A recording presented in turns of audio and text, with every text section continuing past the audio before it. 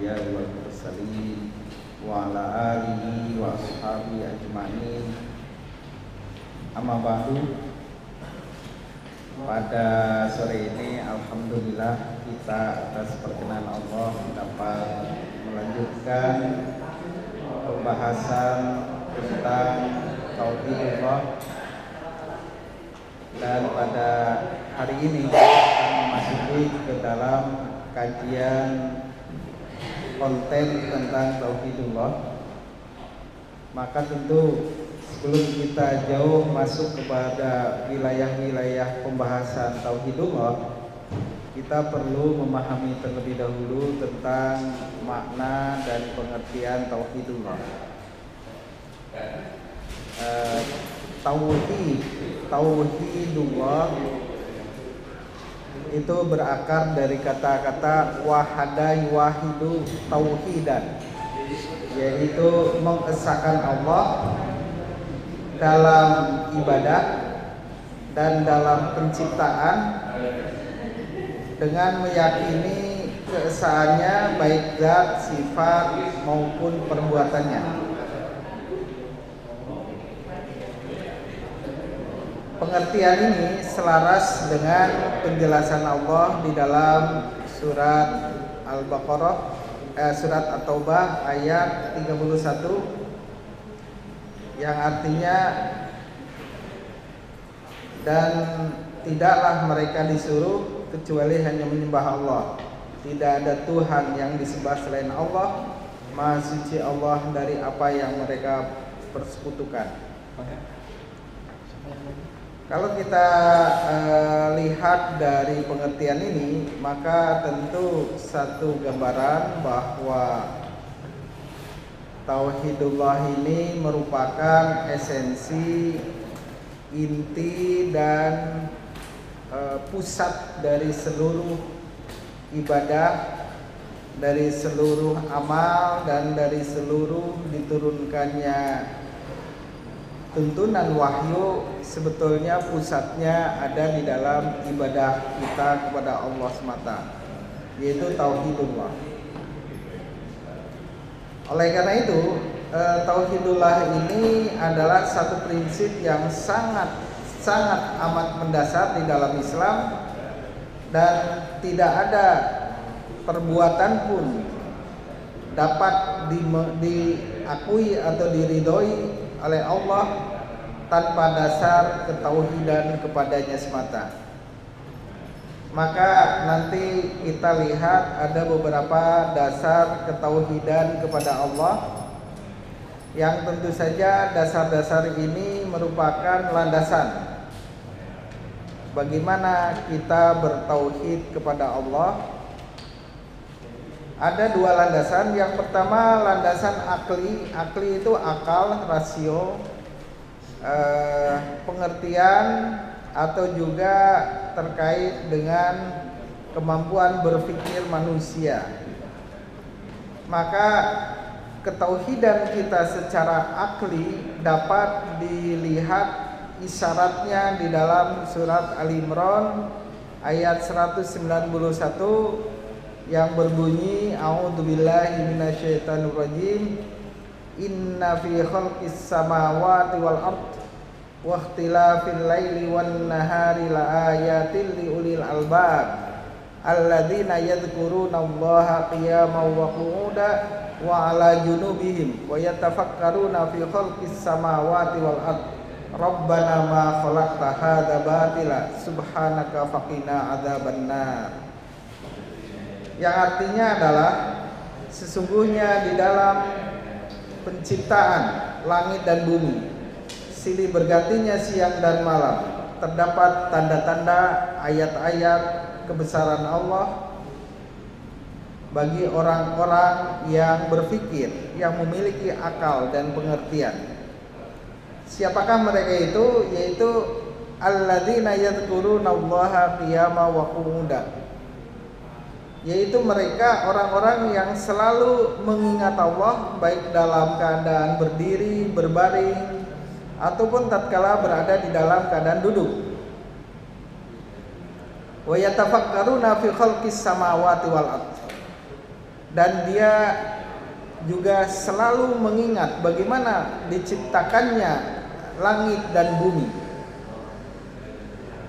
dan bagaimana hakikat penciptaannya. Maka kesadaran dia untuk mengingat Allah dan memikirkan hakikat penciptaan melahirkan pernyataan Rabbana ma khalaqta hadza batila. Tiadalah engkau ciptakan semuanya ini ya Allah dengan sia-sia dan permainan atau senda gurau. Rabbana ma khalaqta hadza batila subhanaka faqina adzabannar. Maha suci engkau ya Allah, jauhkanlah kami dari api neraka. Ini adalah dasar di mana cara berpikir ini sebetulnya diungkapkan dalam surat An-Naba itu lebih mendalam lagi uraiannya. Bagaimana alam semesta ini menjadi bukti akan ketauhidan kita kepada Allah. Tatkala Allah mengingatkan kita pada surat An-Naba ya ayat 4 itu mengingatkan kita alam naj'alil arda mihada. Tidakkah kami ciptakan bumi ini adalah buaya? Mengapa bumi ini diciptakan dengan buaya? Karena sebetulnya bumi ini Allah ciptakan dengan proteksi dan perlindungan. Bagaimana ancaman benda-benda langit yang akan masuk ke dalam bumi, maka Allah proteksi dengan atmosfer. Bagaimana bumi ini pada dasarnya terguncang, maka Allah mantapkan dengan gunung-gunung yang Allah tancapkan sebagai pakunya.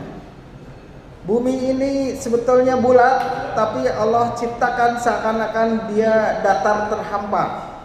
Bumi ini sebetulnya berputar sangat cepat, tetapi tetapi seakan-akan bumi ini tidak bergerak. Maka dengan keadaan seperti itulah manusia merasa nyaman dan merasa tentram, seperti di dalam buayan, kasih sayang ibu. Mihad itu kata jamak dari mahdun. Mahdun itu adalah buayan, kasih sayang ibu. Jadi seperti bayi yang digoyang, tetapi dia tidak merasakan kegoyangannya kecuali kehangatan dan dekapan yang menenteramkan dia. Padahal dia dalam keadaan tergoyang.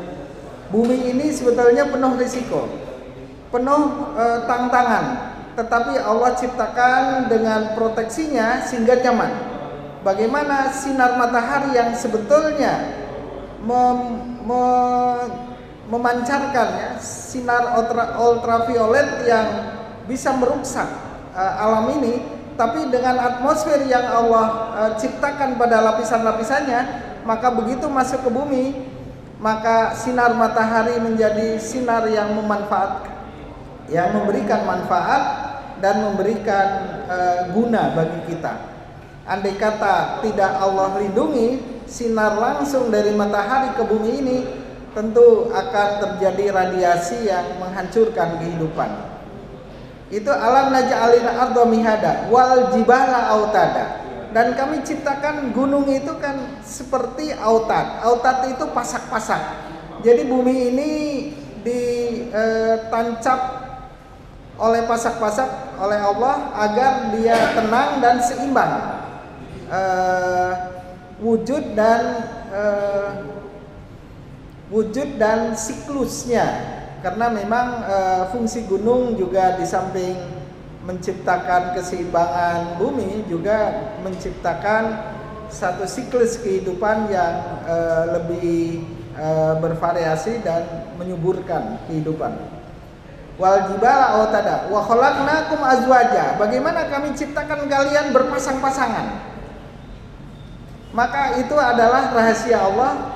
Bagaimana diciptakan wanita dan laki-laki, kemudian darinya Allah ciptakan cinta kasih dan kasih sayang, saling memberi, mengisi dan menciptakan keseimbangan dalam hidup itu. Dan memang Allah ciptakan alam ini berpasang-pasangan secara keseluruhan. Ada siang, ada malam, ada gelap, ada terang, ada dunia, ada akhirat. Manusia ada fisik, ada rohani, dan seterusnya demikian.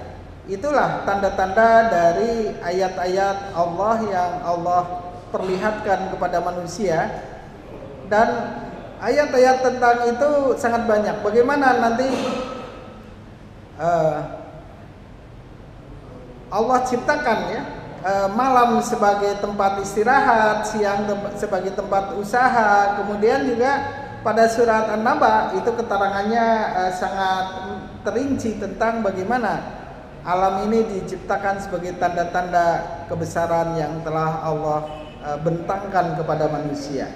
Maka secara akal, keteraturan, kerapihan, dan keserasian alam yang telah Allah ciptakan ini tidak mungkin terwujud dengan cara kebetulan. Pasti ada yang merencanakannya, dan pasti ada yang meletakkan hukum dan tatanannya. Maka akal akan berpikir bahwa pasti ada zat yang maha kuasa yang menetapkan aturan, menetapkan tuntunan, dan menetapkan hakikat segala wujud yang ada ini. Dan itulah makhluk. Maka Sang Khalik adalah yang memulai dan mengakhiri, yang menata dan yang menetapkan segalanya. Kemudian dalil nakli. Dalil nakli ini adalah ketetapan Allah yang secara normatif menjelaskan hakikat Allah itu sendiri, keberadaannya. Itu bisa dilihat di dalam surat Al-Ikhlas ya. Qul huwallahu ahad. Katakanlah bahwa sesungguhnya Allah itu adalah ahad. Ahad itu dalam bahasa Indonesia diterjemahkan adalah esa. Esa adalah tunggal yang tidak terbagi. Tunggalnya, esanya tidak terbagi dan tidak juga terbelah-belah. Maka dia satu dalam kesatuan yang utuh, ahad.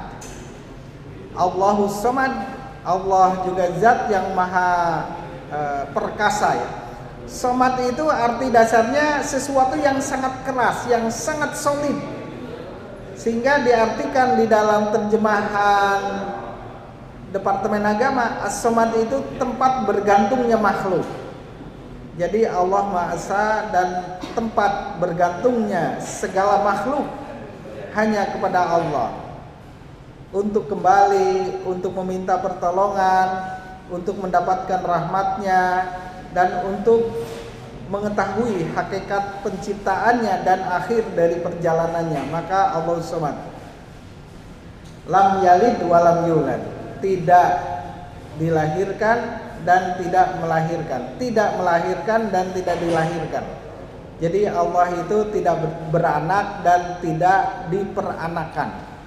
Jadi Allah Maha Esa dan tidak ada pendamping di sisi Allah dari bagian zatnya, karena dia adalah zat yang Maha Esa. Walam yakul lahu kufuwan ahad, dan tidak ada di sisi Allah serikat yang menandingi, menyaingi atau mendampingi kekuasaan Allah. Jadi Allah adalah kekuasaannya mutlak, ada di dalam zatnya, dan dia adalah zat yang maha kuasa. Kemudian itu dalil nakli. Kemudian kita lihat nanti ada pembagian tauhid ya. Tauhid itu ada dua macam ya, tauhid rububiyah dan tauhid uluhiyah. Di dalam tauhid rububiyah ini adalah tauhid yang terkait dengan keesaan Allah di dalam penciptaan. Jadi Allah di dalam menciptakan itu adalah Maha Esa. Dan alam ini menjadi wujud bukti yang konkret akan keesaan Allah, bahwa mustahil Sang Khalik lebih dari satu, karena alam inilah bukti dari adanya satu penciptaan, satu aturan, satu tatanan, dan satu sistem Itulah yang disebut dengan takdir atau sunatullah. Jadi takdir itu bukan hanya terkait dengan nasib manusia dalam kehidupan, tetapi segala sesuatu Allah ciptakan dengan takdir. Wa kulla syai'in khalaqnahu faqaddarahu taqdira. Segala sesuatu kami ciptakan, kemudian kami letakkan di dalamnya ukuran yang sedetail-detailnya. Wa kulla syai'in khalaqnahu faqaddarahu taqdira. Maka segala sesuatu, artinya takdir itu terkena pada semua makhluk. Dan tidak mungkin ada ilmu kalau tidak ada takdir. Bagaimana ilmu bisa berkembang, mengukur dan mendeteksi setiap ukuran-ukuran, batasan dan aturan, sistem atau hukum-hukum yang melekat pada ciptaan Allah makhluk, kalau makhluk itu tidak ada ketetapan dan ukuran yang ditetapkan oleh Yang Maha Kuasa. Maka salah satu bukti bahwa alam semesta ini diciptakan oleh Zat Yang Maha Kuasa adalah karena di dalamnya ada takdir, ada ukuran. Ukuran itu ada dua, ada ukuran ruang dan ada ukuran waktu. Jadi ruang itu menyangkut keberadaan zatnya itu sendiri, dirinya dan lingkungannya. Waktu itu adalah satu perjalanan, waktu yang dilintasi oleh makhluk itu. Maka itu ada ukurannya, umurnya berapa, daya tahannya berapa lama, kalau dibangun ini mampu bertahan berapa tahun. Nah itu adalah ukuran-ukuran. Jadi ada ukuran ruang dan ada ukuran waktu. Maka kita lihat di dalam surat Al-Fatihah itu dasar awal tauhid rububiyah dan uluhiyah. Tatkala kita menyebutkan alhamdulillahi rabbil alamin, rabbul alamin itu adalah tauhid rububiyah. Allah lah yang menciptakan alam semesta dan Allah lah yang mengatur alam semesta dan Allah lah yang mengendalikan, menetapkan segala ukuran dan aturannya. Yang menciptakannya, nah itu adalah rububiyah. Tetapi tatkala Allah menyebutkan iyyaka na'budu wa iyyaka nasta'in, hanya kepada Engkau lah ya Allah kami beribadah, dan hanya kepada Engkau lah ya Allah kami memohon pertolongan, maka itu masuk ke dalam tauhid uluhiyah. Jadi tauhid uluhiyah itu iyyaka na'budu wa iyyaka nasta'in. Tatkala kita mengingat pada surat An-Nas atau Al-Falaq ya, Qul a'udzu birabbil falaq. Rabbul falaq itu artinya tauhid rububiyah. Bagaimana Allah menciptakan ya makhluk yang terbelah. Rabbul falaq itu pencipta makhluk yang bisa terbelah dan merekah. Rabbun nas adalah menciptakan manusia. Rabbus samawati wal ard, maka itu adalah pencipta langit dan bumi. Kemudian tauhid uluhiyah ini tentu ada kaitannya dengan tauhid dalil akli tadi ya. Di dalam sebuah ayat Allah menyebutkan, apabila dikatakan kepada mereka siapakah yang menciptakan langit dan bumi itu, maka pastilah mereka akan menyatakan Allah. Ya. La yaqulan Allah. Wa idza sa'altahum man apabila kamu bertanya kepada mereka siapakah yang menciptakan langit dan bumi ini, pasti mereka akan menyatakan Allah. Karena apa? Tauhid dalil aklinya menggambarkan bahwa logika rasional tidak mungkin menetapkan penciptaan ini dengan dua pengendalian, dua sistem atau lebih. Karena kalau ada dua tatanan, dua penguasa dan dua khalik yang sama-sama menciptakan bumi ini, maka sebetulnya dua-duanya itu bukan khalik. Kenapa? Khalik itu adalah yang menciptakan dan tidak diciptakan. Dia yang maha kuasa. Kalau ada dua penguasa, maka sebetulnya dua-duanya tidak berkuasa, karena tidak bisa mengalahkan yang lainnya. Dan kalau lebih dari satu penguasa atau pencipta, maka sebetulnya dua-duanya juga bukan pencipta, karena sang pencipta adalah dialah yang memulai segala sesuatu dan dialah yang menetapkan segalanya. Yang kedua sudah berupa makhluk. Jadi itu logika rasional manusia akan berujung seperti itu. Tidak mungkin manusia logika uluhiyahnya atau ketuhanannya akan berputar-putar tidak ada ujungnya. Umpamanya 6,39 nggak mau. Pasti kalau 6,39 maka lebih baik 6,4 dibulatkan. Karena kalau tidak itu muter terus, tidak ada ujungnya. Dan rasional manusia, akal sehat manusia tentu menginginkan bahwa proses dari satu perjalanan pemikiran harus berujung pada kesimpulan. Itulah yang kemudian baik tauhid rububiyah ataupun tauhid uluhiyah nanti menjadi bukti bahwa Allah lah zat yang maha esa dan maha kuasa atas segala sesuatunya ya. Nah, nanti kita lihat ada bagian-bagian yang lainnya. Kita lihat umpamanya ruang lingkup kajian tauhidullah itu meliputi 3 hal sebetulnya tauhidullah ya. Jadi kalau kita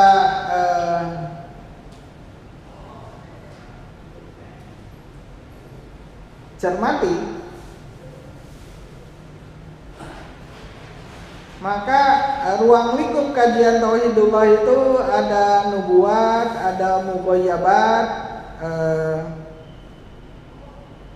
Mughayabat ini di dalam mughayabat ini termasuk zat Allah ya, zat yang maha gaib, dan termasuk makhluk-makhluk gaib yang lainnya, termasuk surga, neraka, alam barzah dan malaikat itu berada di dalam mughayabat.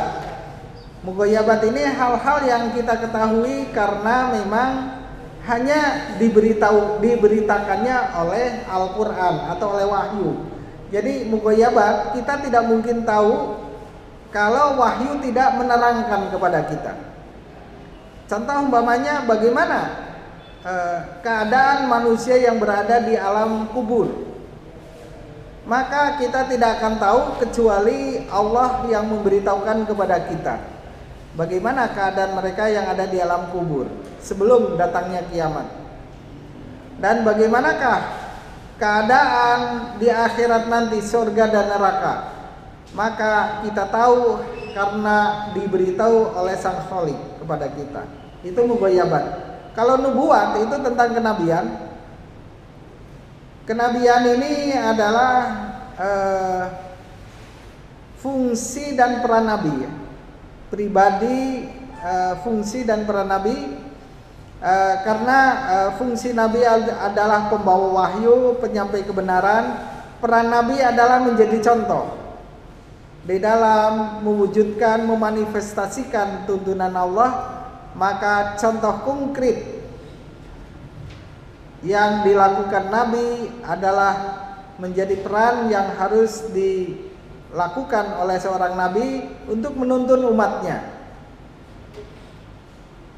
Kemudian yang ketiga adalah tentang syariat, peraturan tentang amal dan ibadah kita ya.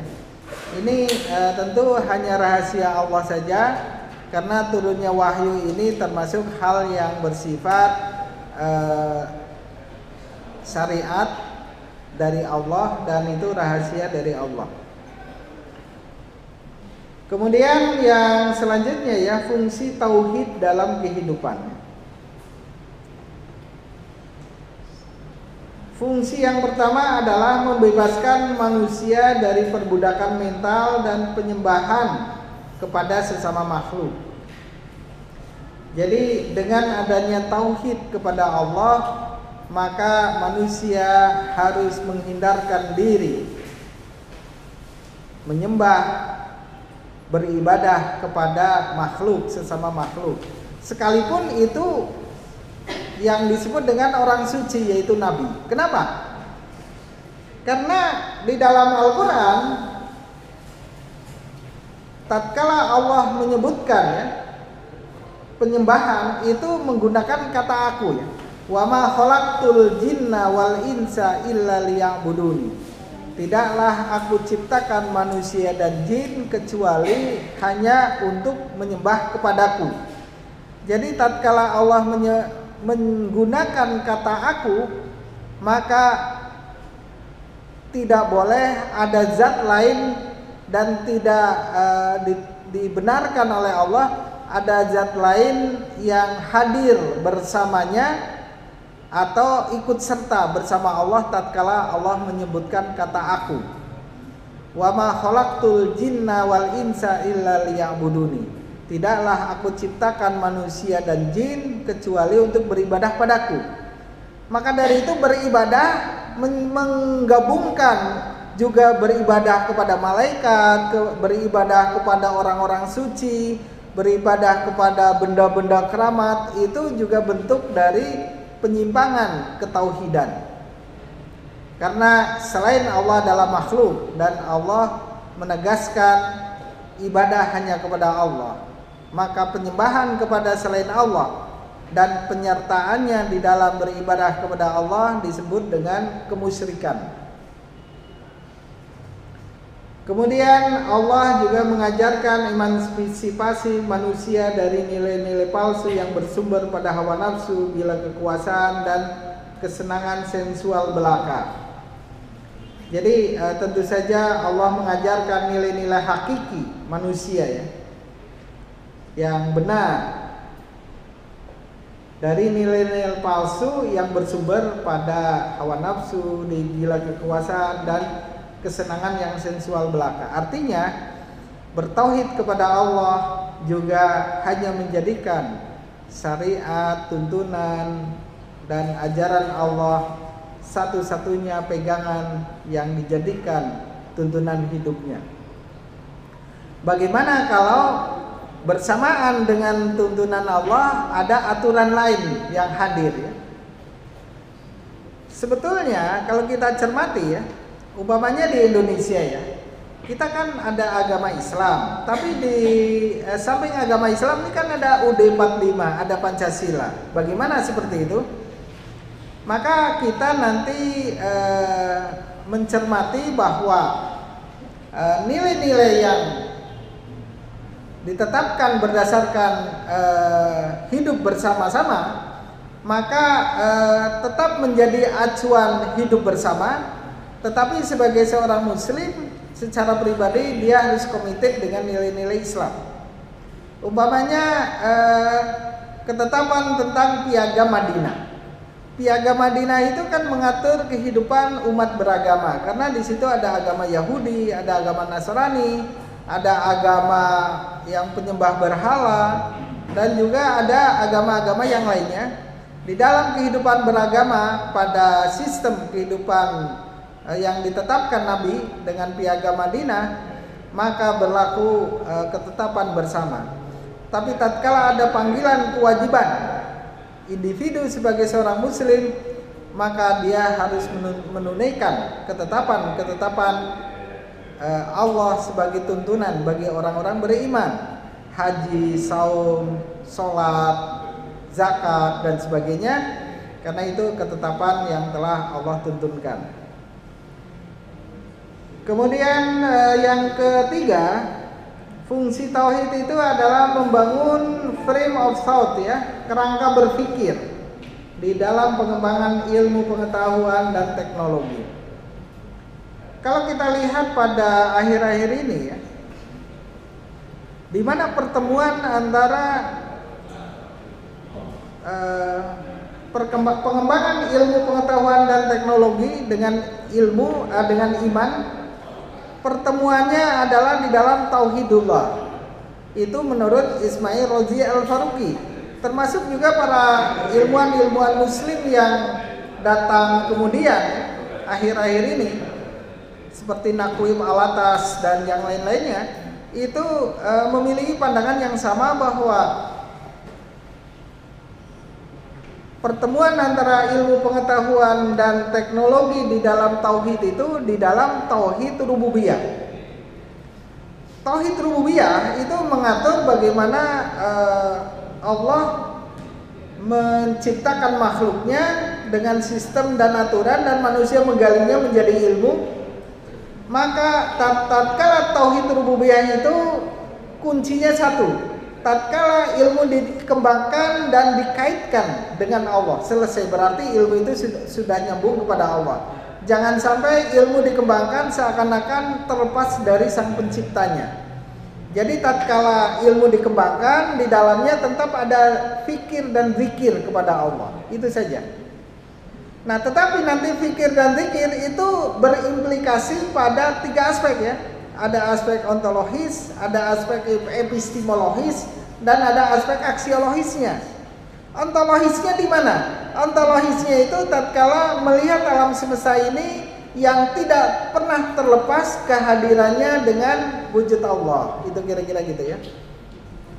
Dan metodologis tentu adalah metode berpikir yang tentu membutuhkan cara ya, ilmu, dan aksiologi itu kemanfaatan ilmu. Kemudian yang keempat, menjadikan Islam tumbuh sebagai kekuatan peradaban dunia. Nah, ini adalah tauhid yang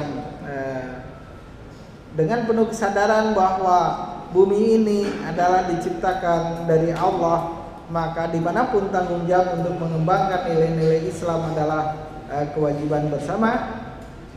Kemudian yang kelima adalah fondasi keimanan untuk melahirkan kebahagiaan dan kesejahteraan.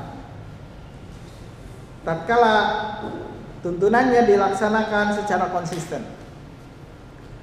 Salah satu gambaran dari orang yang punya tauhid dan iman akan terbangun sejahtera. Di dalam Al-Quran disebutkan tidak akan ada rasa takut dan rasa cemas bagi orang-orang yang beriman. Kenapa? Bagi orang yang beriman itu ada prinsip hidup tawakal kepada Allah. Tatkala segala sesuatunya ditawakalkan, akhirnya Allah menjadi tempat mewakilkan segala urusannya. Jadi Allah sebagai wakil.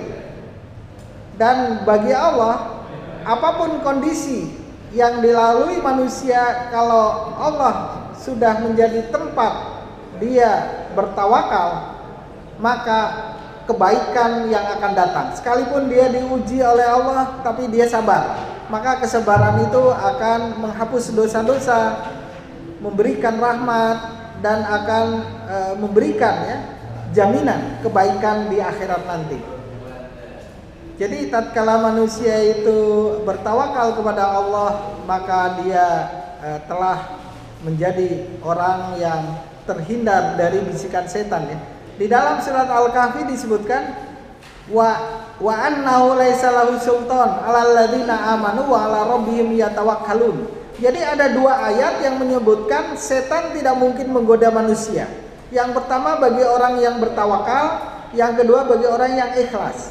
Jadi kalau orang ikhlas di dalam beribadah kepada Allah dan dia bertawakal kepadanya, maka itu 2 perisai yang dijamin oleh Allah tidak akan tergoda oleh bisikan setan atau dorongan nafsu ya. Di dalam ayat lain disebutkan la'ughwiyannahum ajma'in. Itu kata setan ya. Ya Allah, kami akan sesatkan manusia semuanya. Illa min ibadikal mukhlasin, kecuali dari hambamu yang ikhlas di dalam beribadah, yang hatinya tulus, yang hatinya suci, semata-mata hanya untuk beribadah pada Allah. Maka kalau manusia telah menanamkan rasa keikhlasan dan ketawakalan, maka dia telah menanamkan ketentraman dan kebahagiaan. Karena hari esok lebih baik daripada hari ini. kalaulah kematian menjemput segera, Allah janjikan walal akhiratu khairul laka minal ula. Hari esok nanti di akhirat, di alam kubur lebih baik bagi kamu dibanding dunia ini. Jangan takut. Kita nggak membayangkan bagi orang yang tidak punya iman. Di atas tawakal dan ikhlas itu masih ada lagi yang disebut dengan ridho. Jadi di atas semuanya itu sabar, tawakal, ridho. Ridho itu tertinggi sebetulnya. Jadi kalau kita sudah ridho, ya, ridho dalam menerima Islam, ibadah kita pada Allah, Allah pun ridho, itu akan kembali kepada Allah dengan sebutan an-nafsul mutmainnah. Ya ayyatuhan nafsul mutmainnah, wahai jiwa yang tentram dan tenang, irji ila rabbiki radiyatan mardiyah. Kembalilah kepada Tuhanmu dengan ridho dan diridhoi Allah. Fadkhuli fi ibadi, masuklah ke dalam kelompok hambaku yang soleh. Fadkhuli jannati, masuklah ke dalam surgaku. Itu bagi mereka yang ridho, radiyatan mardiyah. Nah ini menurut ahli spiritual Islam itu paling tinggi itu hidup itu ridho. Apapun sudahlah ridho, bahagia, tenang. Yang paling penting Allah bersamanya dan Allah sangat mendengarnya. Dan apapun yang kita lakukan karena Allah, kebahagiaan, surga, pahala yang Allah jaminkan kepada kita. Nah ini yang puncak dari fungsi tauhid, supaya hidup itu adalah diliputi dengan kesejahteraan dan kebahagiaan.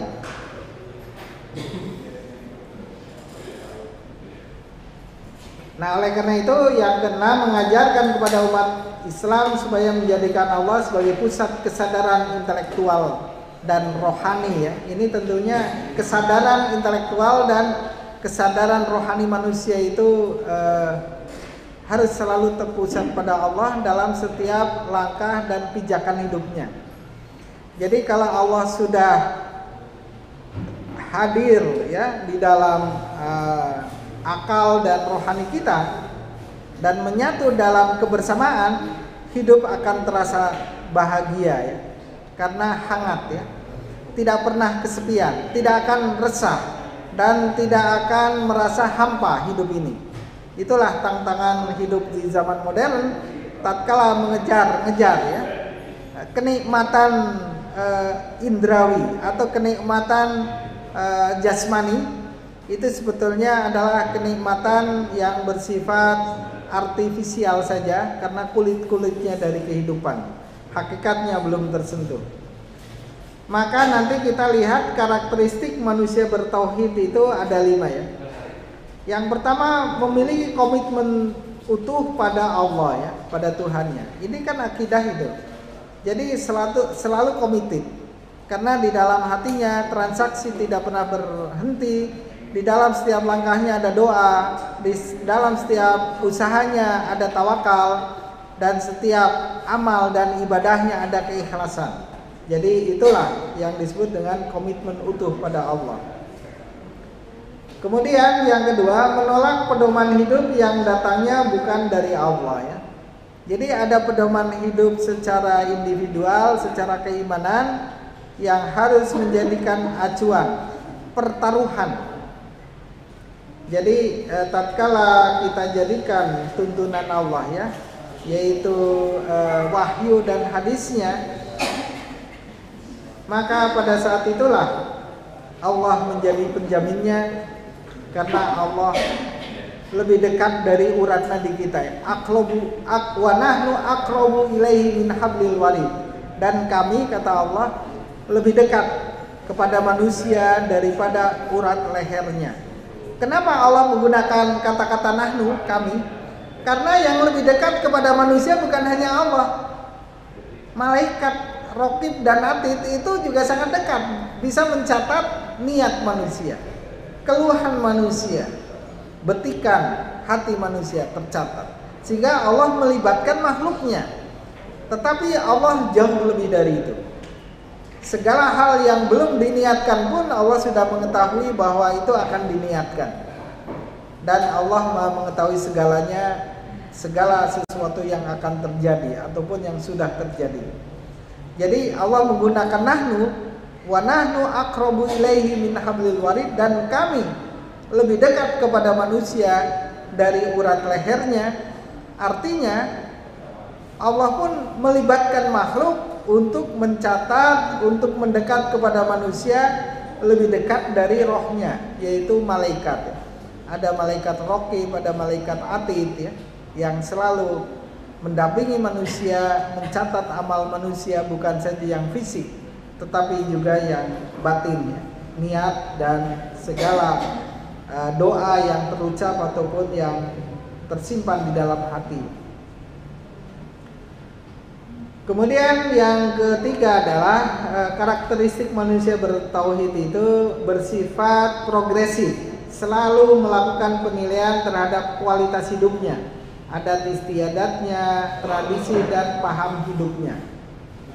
Jadi manusia yang progresif karena Islam mengajarkan muhasabah ya, untuk selalu merenungkan. Tafakur itu kan merenungkan, kemudian mengevaluasi, menilai langkah hidup dan tujuannya, dan apa yang sudah dilakukannya, apakah sesuai cocok dengan tuntunan Allah apa tidak.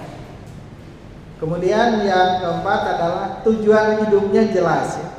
Bagi orang beriman tujuan hidupnya sangat jelas, yaitu ibadah kepada Allah, jihad di jalan Allah, kerja keras, hidup hanya untuk Allah. Saya pikir itu sangat jelas, dan Allah sang pencipta sebagai penjaminnya ya. Kemudian memiliki visi dan misi yang jelas tentang kehidupan yang harus dibangunnya, yaitu kehidupan yang melahirkan berkah, manfaat, guna. Jadi Islam mengajarkan hidup itu harus berkah, maslahat. Jangan sampai hidup itu melahirkan laknat, atau justru hidup itu akan melahirkan musibah ya. Tapi justru Allah mengajarkan kepada kita agar hidup itu ada berkahnya, melahirkan kemaslahatan bagi dirinya, lingkungannya, dan di akhiratnya nanti memberikan kehidupan yang lebih membahagiakan baginya. Saya kira ini beberapa hal yang terkait dengan materi tauhidullah ya. Ini saya kira tadi ya, saya kira sudah saya bahas tadi. Ontologis itu keberadaan Allah yang selalu hadir bersama dengan makhluknya, itu ontologis imanen ya. Teleologis itu adalah bahwa hidup ini karena ada manfaat, pasti ada yang menciptakan manfaat. Manfaat itu kan menunjukkan tujuan, maksud. Apa maksud dari manfaat-manfaat ini semua pasti tergantung kepada yang menciptakannya. Aksiologis itu adalah guna ya. Jadi ibadah kepada Allah, ada nanti pembuktian moral ya, ada fitrah, ada nurani manusia yang bisa menjadi bukti bahwa Allah ada, karena manusia punya fitrah dan manusia itu punya nurani. Oleh karena itu hakikat iman itu nanti pembenaran. Ini menurut jumhur ulama seperti itu, pembenaran ajaran wujud Allah ya, kesan Allah, itu adalah gerbang kepada keimanan. Nah, keimanan ini sebetulnya secara artikulatif ya, itu dirangkai dengan syahadatain ini ya. Asyhadu alla ilaha illallah wa asyhadu anna muhammadar rasulullah. Tetapi kita harus tahu penggunaan syahadat itu adalah untuk dua kepentingan. Yang pertama untuk tajdidul iman, untuk memperbaharui iman. Yang kedua adalah untuk orang kafir masuk ke dalam Islam, maka pintu gerbangnya adalah syahadat. Jadi syahadat itu bisa untuk gerbang seseorang masuk Islam, atau syahadat itu untuk permajaan, pembaharuan, atau penyegaran iman. Jadi mengulang itu, meneguhkan, memantapkan menyegarkan iman kita kepada Allah, itu pun adalah bentuk daripada fungsi syahadat. Hati-hati karena akhir-akhir ini ada paham yang seringkali disalahartikan. Seperti begini. Apakah saudara-saudara pernah masuk Islam sehingga mengatakan Muslim? Itu seringkali muncul ya. Kapan saudara masuk Islam? Kapan bersahadat masuk Islam? Kalau memang begitu, maka saudara belum Islam. Mari kita syahadati dulu supaya menjadi seorang Muslim. Itu banyak pendapat yang seperti itu. Sehingga nanti disebut dengan baiat. Karena yang belum dibaiat itu dianggap belum Muslim. Sehingga seringkali dalam satu pertemuan, mohon maaf, saya akan tanya, siapakah yang pernah bersahadat masuk ke dalam Islam? Biasanya mereka bertanya begitu. Maka tatkala tidak ada yang menyatakan, apakah saudara pernah masuk Islam sehingga menyebut diri saudara seorang Muslim? Nah, maka ini akan menimbulkan satu pertanyaan lanjutan.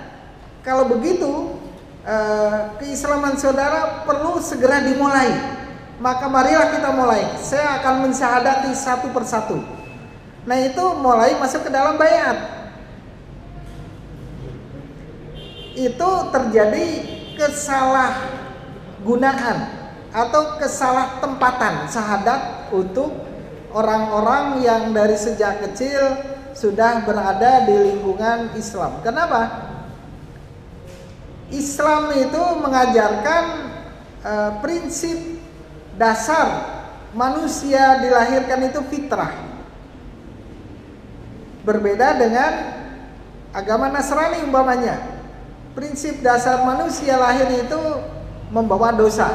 Maka tatkala dia masuk ke dalam agama Nasrani harus dibaptis.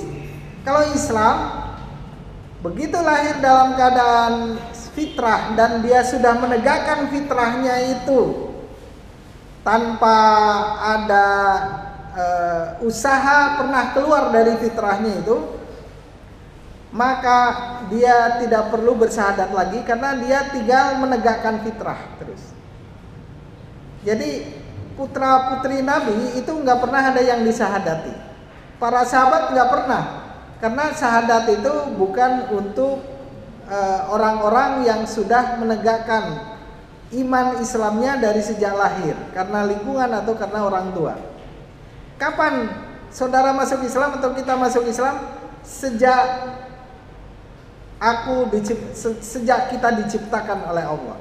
Sehingga nanti di dalam surat Al-A'raf ayat 172 itu fitrah telah tercipta dari sejak manusia ditiupkan roh ke dalam jasad manusia. Kalau itu dijaga dan ditegakkan terus, paling setelah akil balik tinggal disadarkan sudah mulai ada kewajiban menunaikan kewajiban beribadah pada Allah. Bagi wanita diberitahukan ya tata aturannya, ada haid dan sebagainya, dan bagaimana cara beribadah yang sebenarnya. Bagi laki-laki juga begitu setelah akil balik. Tapi bukan berarti pada saat itu prosesi untuk masuk Islam, bukan.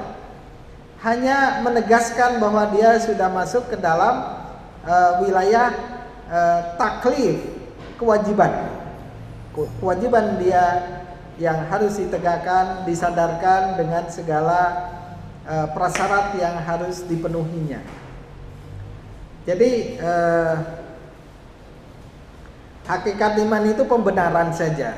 Jadi bukan kita harus masuk ke dalam Islam tatkala kita sudah dari sejak kecil memang berada di dalam fitrah kita. Kecuali kalau kita pernah kafir ya. Jadi nggak usah disuruh masuk lagi. Kapan kamu masuk Islam? Kita sudah Islam dari sejak lahir kan, karena sudah menjaga fitrah kita. Tapi kalau kita pernah keluar dari Islam, maka perlu dipertanyakan kapan kamu bersyahadat masuk ke dalam Islam. Saya kira itu. Karena syahadat itu pintu masuk. Kalau sudah di dalam nggak usah ditanya kapan kamu masuk. Dari sejak saya lahir, saya sudah berada di dalam Islam, umpamanya begitu. Jadi itu keimanan kita kepada Allah ya, pembenaran dengan hati, pengucapan dengan lisan, dan amal perbuatan dengan perbuatan, dengan ya amal kita. Ada pembenaran, ada ucapan, ada amal. Saya kira itu kunci daripada iman ya, hakikatnya seperti itu. Sampai di sini dulu, saya kira ada yang bertanya, silakan.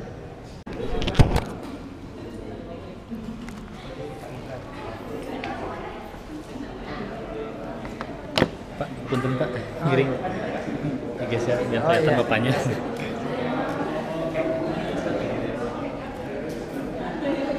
Nuhun, Pak.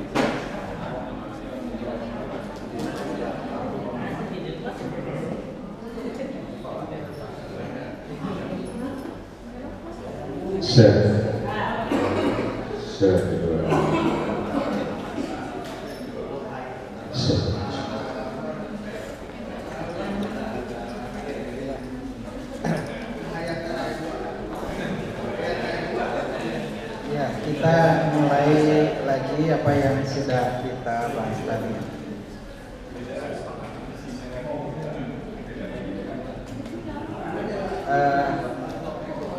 Ada beberapa hal yang perlu kita ketahui, bahwa beriman kepada Allah itu harus ditunjukkan oleh sikap suasana batin yang sangat jelas ya. Indikasi dari iman yang sebenarnya, tauhid itu sebetulnya ada 3 ya. Yang pertama, kalau disebut nama Allah, bergetarlah hatinya. Jadi sering-seringlah kita membaca wahyu Allah, dan tatkala Allah didengar, maka tergetar hatinya. Dan tentu kalau kita cermati seperti itu, maka suasana yang memiliki getaran hanyalah suasana yang ada keimanan, kerinduan, dan rasa takut juga kepada Allah ya. Baru ada getaran. Dan apabila disebutkan nama-nama Allah, ayat-ayat Allah, maka bertambahlah imannya. Dan mereka yang selalu bertawakal kepada Allah. Maka untuk itu kita perlu memahami beberapa sifat Allah. Kenapa? Karena sifat-sifat inilah yang akan memberikan gambaran kepada kita zat yang maha kuasa dan sang Khalik yang telah menciptakan kita. Maka kita akan mengetahui dengan sifat-sifatnya. Di dalam memahami sifat itu kita membutuhkan berbagai penjelasan yang diterangkan nanti dalam ayat-ayat Allah ya. Tidak ada sifat kalau tidak ada zat, dan tidak mungkin ada zat tanpa sifat, atau ada sifat tanpa zat itu tidak mungkin.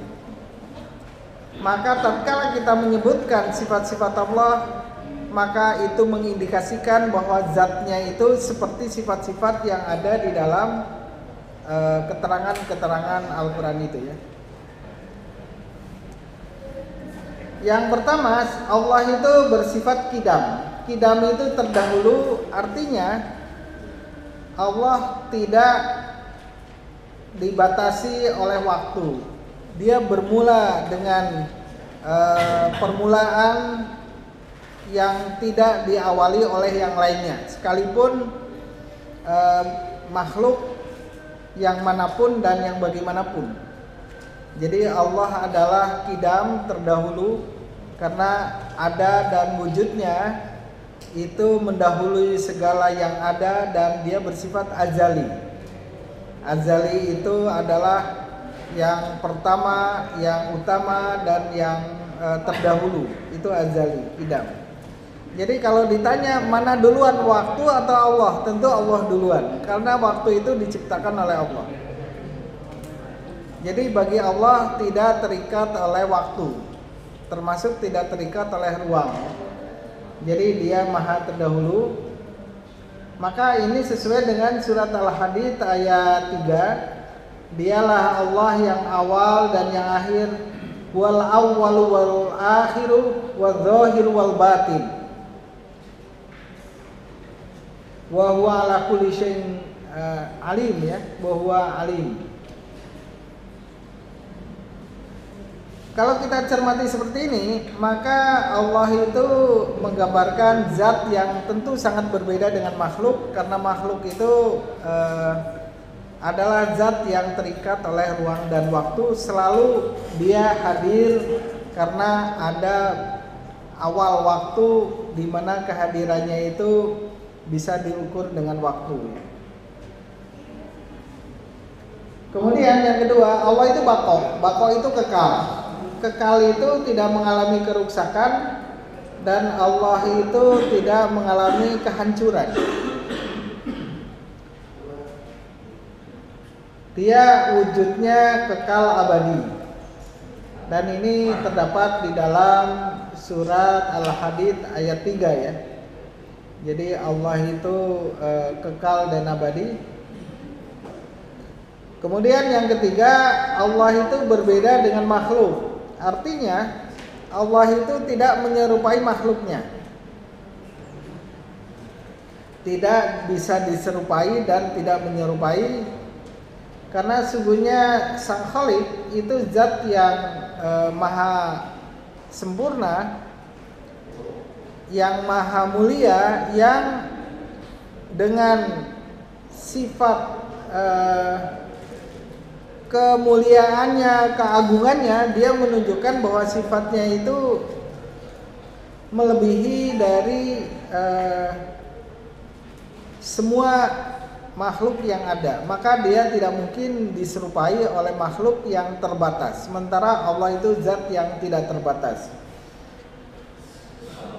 Jadi dia adalah mukhalafatul lil hawadisi, karena setiap yang terbayangkan oleh akal dan pikiran, tentu apa yang pernah terenungkan dan yang diekspresikan atau pantulan dari apa yang dipikirkan, seperti yang dia lihat dalam wujud makhluk yang lainnya, ya. Kemudian Allah itu qiyamu binafsihi, artinya Allah itu berdiri sendiri tanpa membutuhkan kepada yang lain. Kalau manusia itu kan butuh makan, butuh minum, dan manusia juga butuh bersosial. Maka Allah tidak punya kebutuhan karena dia berdiri sendiri. Tetapi Allah zat yang selalu mencurahkan karunia dan melimpahkan rahmatnya kepada makhluknya, dan dia tidak membutuhkan balasan, ya, dari makhluknya berupa saji-sajian ataupun sumbangan-sumbangan, tidak membutuhkan. Yang dibutuhkan dari manusia adalah ibadahnya. Jadi Allah hanya menuntut manusia untuk beribadah. Kemudian Allah itu wahdaniyat, Maha Esa, tunggal, tidak ada yang mendampinginya dan menandinginya. Ini sesuai dengan surat Al-Ikhlas, ya. Wujud Allah yang Maha Esa itu tentu gambaran bahwa zatnya itu tidak ada pendamping dan tidak ada yang menjadi serikat baginya. wahdaniyat ya. Kudrah itu adalah Maha berkuasa. Jadi apabila Allah menghendaki sesuatu jadi, maka jadilah ia. Itu berkuasanya Allah begitu. Wa idza aradallahu syai'an ayyaqula lahu kun fayakun. Dan apabila Allah menghendaki sesuatu jadi, maka dia Allah akan menyatakan jadilah, maka jadilah dia. Kemudian yang ketujuh itu iradah, bahwa Allah itu maha berkehendak. Dan kehendak Allah itu tentu tidak ada yang bisa membatasinya atau menghalanginya. Berbeda dengan kehendak makhluknya. Allah itu maha mengetahui dan ilmunya sangat luas. Andai kata tumbuhan dijadikan penanya dan lautan dijadikan tintanya untuk menuliskan ilmu Allah, maka tidaklah akan mampu menuliskannya, sekalipun dilipatkan berlipat-lipat. Jadi ilmu Allah sangat luas, maha mengetahui. Jadi ilmunya tidak ada yang bisa membayangkan bagaimana ilmu Allah itu tidak bisa dituliskan dengan kalimat dan kata-kata, sangat luas. Kemudian Allah itu hidup, karena Allah itu tidak tidur, tidak ngantuk, dan Allah selalu terjaga, selalu berada di dalam pengawasan dan selalu berada di dalam pengurusan makhluknya. Berbeda dengan makhluk ya, membutuhkan istirahat, kemudian ngantuk dan membutuhkan tidur. Kalau Allah tidak butuh istirahat, tidak ngantuk dan tidak tidur ya. Sama itu Allah Maha mendengar, karena apa yang menjadi perbincangan orang dan apa yang menjadi diskusi atau apapun yang diinginkan dan yang dipanjatkan kepada Allah, Allah mendengarnya. Dan Allah juga Maha melihat, segala sesuatu dilihat oleh Allah, tidak ada yang tersembunyi. Dan Allah juga Maha mengetahui baik yang batin ataupun yang lahir, yang terlihat ataupun yang tersembunyi diketahui juga oleh Allah. Kemudian Allah itu bersifat kalam ya. Kalam itu berfirman. Artinya Allah menurunkan wahyu baik dalam bentuk lafaz maupun makna. Tatkala Allah menurunkan wahyu dalam bentuk lafaz itu Al-Quran. Tatkala Allah menurunkan wahyu dalam bentuk makna itu hadis qudsi. Allah menurunkan wahyunya melalui makna, kemudian dibahasakan oleh Nabi dalam bahasa hadis, namanya hadis qudsi. Hadis qudsi itu sebetulnya wahyu yang Nabi terima dari Allah, tapi kemudian dibahasakan melalui bahasa Nabi, maka itu menjadi hadis qudsi. Kemudian kita lihat hayat tadi ya, hidup kekal dan terus menerus, tidak mengantuk serta tidak tidur ya. Saya kira ini gambaran. Oh, ini ada dua hayat ya.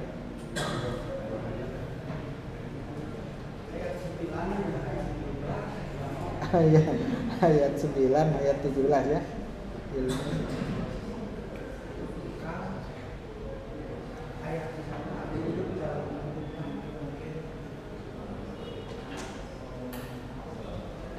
Ya, sampai lupa nih yang satunya dia. Biasanya kalau anak-anak hafal tuh ya. Wujud kidam baqau mukhalafatu lil wajib.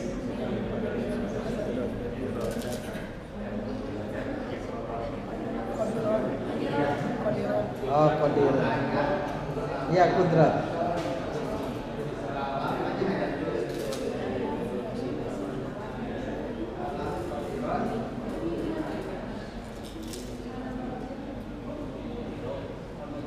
Ya, nanti dicek lagi nih. Ya. Jadi ini ada yang overlap ya, 9 dengan 13.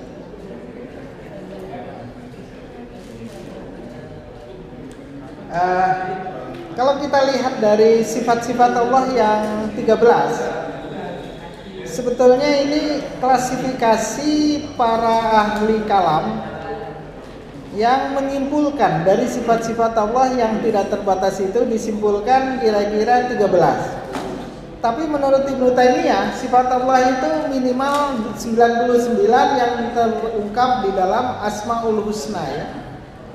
Jadi bahkan menurut ahli kalam yang lain, sifat Allah itu sebanyak keterangan wahyu Allah tentang zatnya di dalam wahyunya. Jadi sebanyak ayat yang ada di dalam Al-Quran itu, jadi tidak terbatas.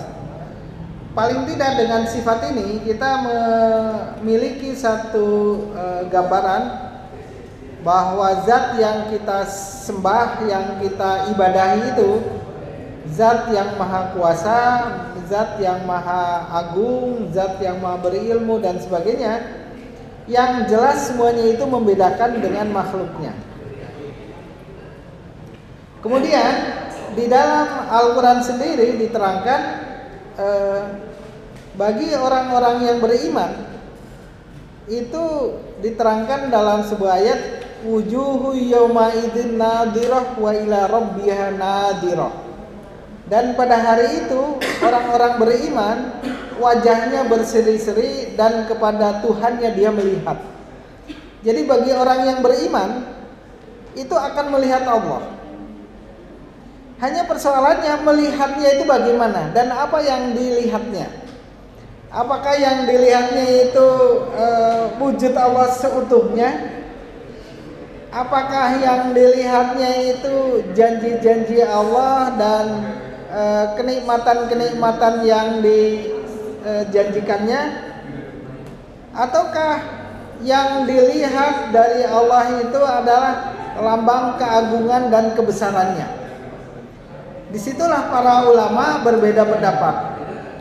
Yang jelas di dalam keterangan hadis yang lain itu disebutkan bahwa apakah kamu terhalang untuk melihat matahari padahal tidak ada awan yang menutupinya? Apakah kamu terhalang untuk melihat bulan padahal tidak ada kabut yang menghalanginya? Tatkala Rasulullah ditanya bagaimana melihat Allah di akhirat nanti. Jadi bagi orang yang beriman itu ditegaskan di dalam ayatnya bahwa dia akan berseri-seri dan akan melihat Allah, yang tentu saja melihatnya kita tidak tahu. Ada yang menyebutkan melihatnya bukan dengan mata tapi dengan hati, di mana hatinya selalu merasa tentram, bahagia, dekat dan selalu bersama Allah di akhirat nanti di surga ya. Ini gambaran bahwa memang manusia itu memiliki keterbatasan, tetapi tatkala keterbatasan itu oleh Allah dibukakan, maka pada akhirnya manusia itu bisa menyentuh hal-hal yang tidak terbatas. Tetapi menyentuhnya seperti apa, atau melihatnya, atau melihatnya seperti apa, itulah para ulama berbeda pendapat. Sama halnya tatkala ada pertanyaan, Pak, surga dan neraka itu kan kekal. Apakah kekalnya sama dengan Allah? Nah itu kan pertanyaan juga muncul.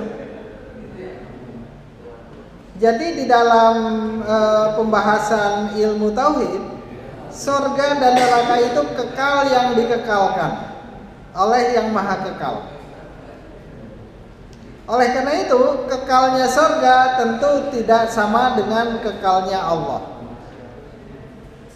Oleh karena itu di dalam sebuah ayat itu disebutkan bahwa kekalnya surga itu, kekalnya akhirat itu madamatis samawati wal ard, sekekal wujud keberadaan langit dan bumi, seperti itu kira-kira. Artinya kekalnya itu kekal yang tidak ada batasnya pada wujud surga dan nerakanya, tetapi tentu sangat berbeda dengan kekekalannya dengan Allah. Contoh begini, Allah itu kan zat yang gaib. Malaikat itu kan gaib, tapi malaikat berbeda gaibnya dengan Allah. Malaikat tidak melihat Allah. Allah melihat dan mengetahui malaikat dengan baik, sangat mengetahui. Setan tidak melihat malaikat, tapi malaikat melihat setan.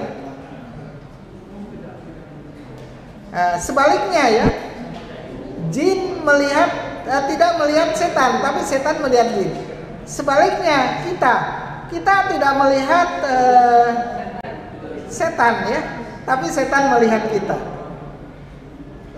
Nah itu bagaimana gaibnya makhluk itu tentu berbeda. Sama halnya surga dan neraka tatkala disebutkan dia kekal, tentu kekalnya berbeda dengan kekekalan Allah. Yang paling jelas bahwa surga adalah satu gambaran dari kenikmatan yang tidak ada putus-putusnya. Itu disebutkan mataun ghairu majdud. Mata itu kan kenikmatan yang tidak ada putusnya, tidak ada akhir dan ujungnya. Kenikmatan yang tidak bisa dibayangkan oleh mata dan tidak bisa dibayang-bayang oleh pikiran, karena dia luar biasa. Bahkan di dalam sebuah hadis Nabi disebutkan perbandingan akhirat dengan dunia itu seperti telunjuk yang dimasukkan ke dalam lautan. Yang menetes dari lautan itu adalah surga, dunia, dan akhirat itu adalah lautannya. Jadi tidak bisa dibayangkan. Tetapi itu semua tentu berkat karena ketetapan Allah ya. Siapakah orang-orang yang akan melihat Allah? Ada dua ya cerita. Yaitu orang-orang yang berbuat soleh dan yang tidak berbuat kemusyrikan kepada Allah. Jadi di dalam ayatnya itu disebutkan begitu ya, yang tidak berbuat kesolehan dan tidak berbuat kemusyrikan kepada Allah. Maka itu ciri dia akan bertemu Allah, liqa rabbih, bertemu dengan Allah. Dan Allah pun akan hadir dan akan datang dengan rahmat dan keagungannya kepada orang-orang yang beriman. Nah, seringkali pertanyaan itu muncul ya, bagaimanakah tanda-tanda ciri-ciri dari janji Allah itu akan menjadi kenyataan. Di dalam ayat-ayat Al-Quran itu sering diungkapkan, apakah bagi Allah lebih sulit membuat yang kedua kali, padahal membuat yang pertama kali adalah lebih mudah. Jadi tatkala manusia itu nantinya diciptakan kembali oleh Allah, kemudian manusia diberi satu pahala atau diberi ganjaran atas perbuatannya, maka Allah menjanjikan seperti yang Allah tetapkan di dalam wahyunya. Dan seringkali pembahasan tentang akhirat ini itu selalu mengingatkan kepada kita akan kebenaran dan ketepatan apa yang telah Allah tetapkan di atas bumi ini. Jadi keagungan, kemuliaan, kesempurnaan yang Allah tetapkan di bumi itu menjadi bukti bahwa pada akhirat nanti Allah akan menciptakan yang lebih baik lagi. Jadi saya kira memang hal-hal yang perlu kita benahi di dalam kita beriman pada Allah itu adalah ketauhidan. Tantangan tauhid itu yang paling berat itu menghadapi syirik khafi dan syirik asghar. Karena apa? Menurut hadis yang diriwayatkan oleh Hakim, syirik khafi itu adalah sangat lembut seperti lembutnya derap semut di malam hari di atas batu besar yang hitam di tengah malam yang gelap gulita. Itu syirik khafi. Di dalam hadis itu disebutkan asyirku fi hadhil ummah akhfa min dabibatin namlah as-sauda ala sofati sauda fi dzulmatil lail. Syirik yang akan berkembang di tengah-tengah umatku ini, kata Nabi, fi hadis asyirku fi hadhil ummah akhfa min dabibatin namlah. Lebih lembut keadaannya dibanding derapnya semut hitam. Ala sofati sauda, di atas batu hitam yang besar. Sofat itu batu besar yang hitam. Fi dzulmatil lail, di tengah malam yang gelap gulita. Itu biasanya syirik khafi. Tapi syirik khafi itu masuknya ke dalam maksiat iman. Contoh dari syirik khafi di dalam keterangan hadis Nabi, umpamanya konsultasi ke dukun, ya, percaya pada ramalan, gitu ya. Itu syirik khafi yang paling berat, karena orang yang berkonsultasi dan mempercayai keterangan-keterangan dukun itu 40 hari 40 malam tidak diterima amal ibadahnya di sisi Allah.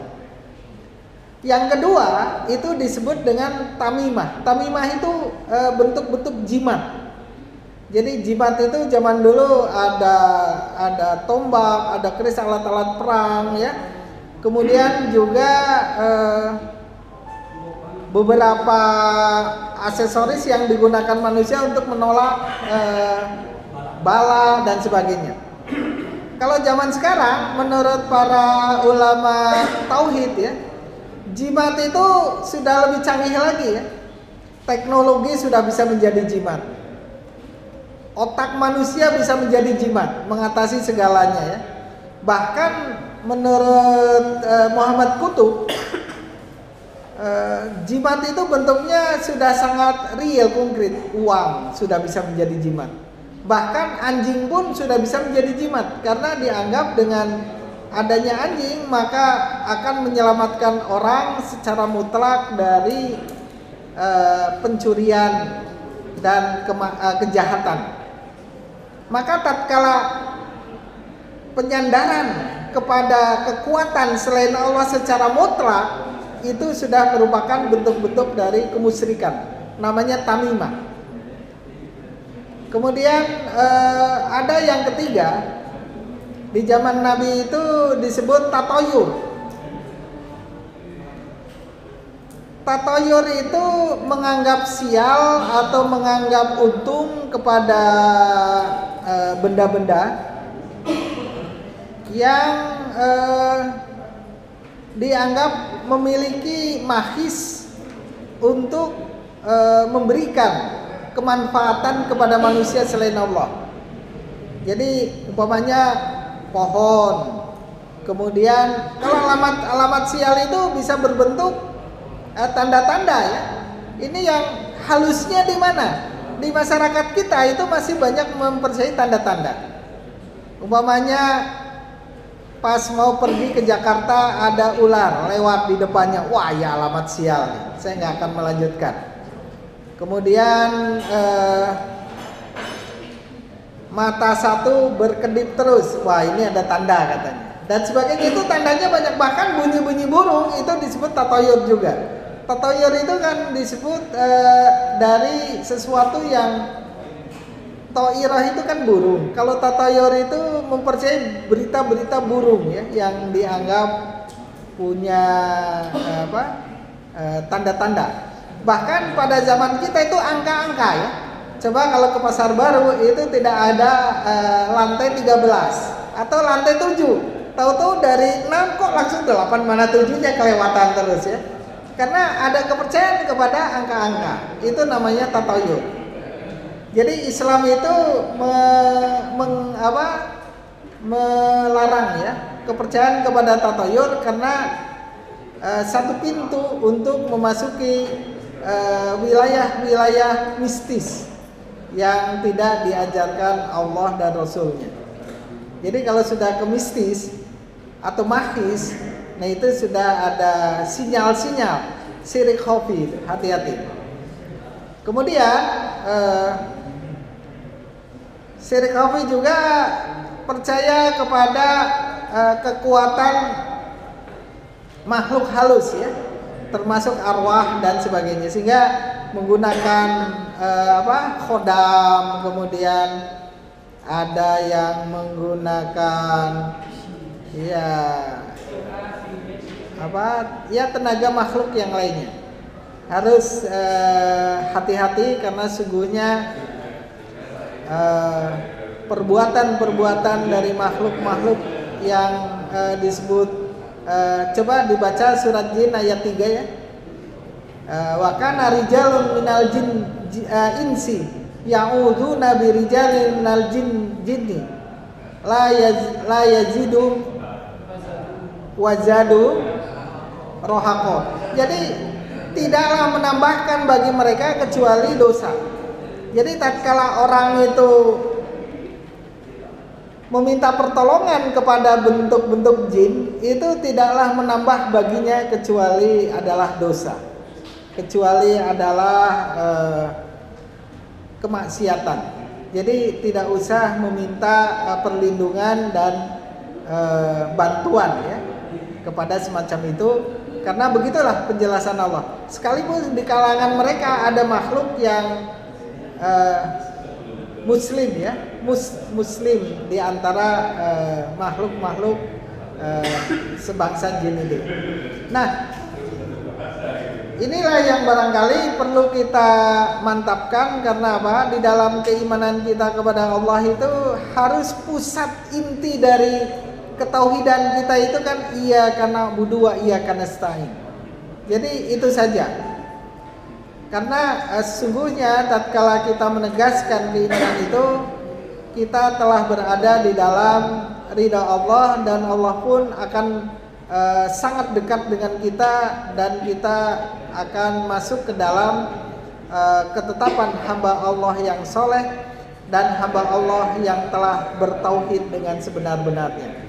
Jadi hanya beribadah dan hanya memohon pertolongan pada Allah. Saya kira itu inti dari ketauhidan kita kepada Allah ya. Dan tatkala surat Al-Fatihah itu menjadi surat utama yang harus dibaca di dalam sholat, maka di dalamnya terbangun satu ketegasan komitmen transaksi manusia dengan Allah dalam ketauhidannya ya. Jadi ciri-ciri yang paling utama yang harus selalu kita bangun, sholat, membaca Al-Quran, dan jadikanlah ya, sholat itu adalah saat-saat indah pertemuan kita dengan Allah, dan saat-saat kita sadar kembali puncak dari segalanya, kita kembali kepada Allah. Dan pada saat Allah memanggil kita, yakinlah bahwa Allah akan memberikan rahmat dan kasih sayangnya kepada kita. Dan tatkala kita membaca Al-Quran, yakinlah bahwa Al-Quran akan memberikan rahmat, menjadi cahaya bagi kita, dan Al-Quran juga menjadi sifa ya, obat dan penawar bagi hati kita yang hampa, yang galau atau yang cemas, atau hati kita yang merasa sepi dan terasing dari nilai-nilai kehidupan. Saya kira ayat-ayat itu adalah hadir untuk memberikan rahmat, nasihat, tuntunan, dan memberikan kepada kita sekaligus adalah obat dan penawar. Inilah keterangan-keterangan Allah yang sangat penting untuk terus kita pahami, karena itulah kita akan mendapatkan bimbingan dan hidayahnya. Saya kira kebetulan juga waktu sudah masuk ke Isya, mari kita tutup ya pertemuan kita ini dengan membaca hamdalah. Wassalamualaikum warahmatullahi wabarakatuh.